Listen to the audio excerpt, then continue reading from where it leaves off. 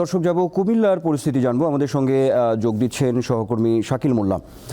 শাকিল, কুমিল্লার নিম্নাঞ্চলে কি পানি ঢুকে পড়েছে আর নদীর পানি কি বিপদসীমার উপর দিয়ে প্রবাহিত হচ্ছে কিনা আমাদের সার্বিক অর্থাৎ আপনার জেলার সার্বিক বন্যা পরিস্থিতি আমাদেরকে জানাবেন।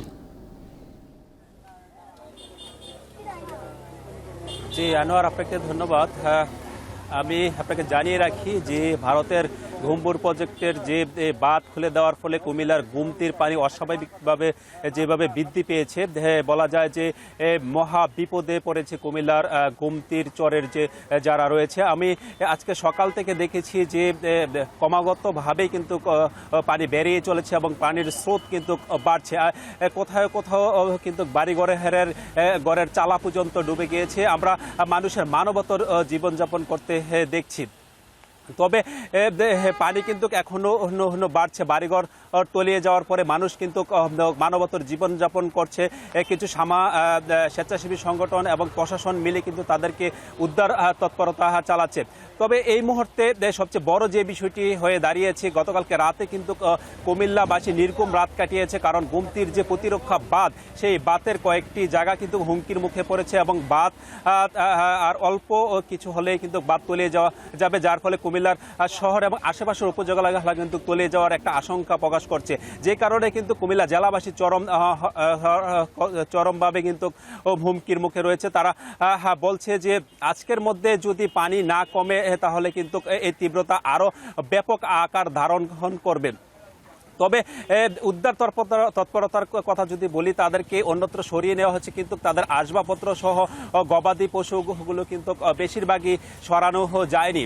স্থানীয় যেই এলাকাগুলো বন্যা কবলিত হয়েছে, এর স্কুল কলেজগুলো মাদ্রাসাগুলো কিন্তু আশ্রয় কেন্দ্র হিসাবে ঘোষণা করা হয়েছে।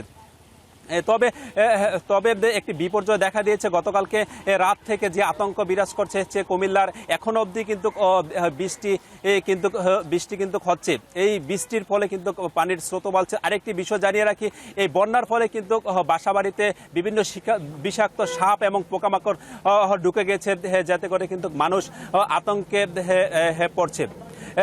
আজকে আমরা দেখছি যে কিছু স্বেচ্ছাসেবী সংগঠন তারা শুকনো খাবার এবং উদ্ধার তৎপরতা স্থানীয়রা চালাচ্ছে। আমি এই মুহূর্তে যেখানে দাঁড়িয়ে আছি, এর পাশেই কিন্তু ভারত থেকে যে অংশ থেকে গুমতি নদীটি প্রবাহিত হয়েছে সেই অংশে আছি। এখানকার লোকজনের সাথে আমরা কথা বলে যেমনটি জেনেছি যে তারা গত 50 বছরে গুমতির এরকম প্রাণী এত তীব্রতা দেখেনি। তারা প্রত্যাশা করছে স্বেচ্ছাসেবী সংগঠন যারা আছে তারা এগিয়ে আসবে তাদের উদ্ধারে, এবং গুমতির যেই অংশগুলো হতে হুমকির মুখে পড়েছে সেই অংশগুলো যেন না ছুটে যায়, সেগুলো কিন্তু ভালুর বস্তা ফেলা হয়েছে, আরও প্রতিরক্ষামূলক ব্যবস্থা গ্রহণ করবে সেই দাবি কিন্তু তাদের। সব মিলে এই ছিল কুমিল্লা থেকে আমার কাছে সবশেষ। ধন্যবাদ। কুমিল্লা থেকে সংযুক্ত ছিলেন সহকর্মী শাকিল মোল্লা।